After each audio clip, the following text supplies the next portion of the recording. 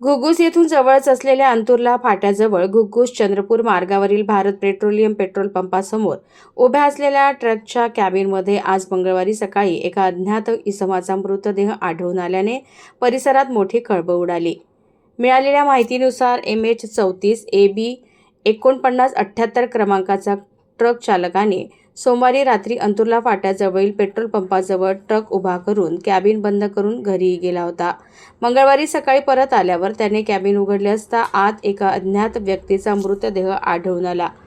प्राथमिक तपासात असे समोर आले आहे की सोमवारी मध्यरात्रीच्या सुमारास अज्ञात 4 ते 5 आरोपींनी संबंधित इसमाची हत्या करून त्याचा मृतदेह ट्रकच्या मागील काच फोडून कॅबिनमध्ये टाकला।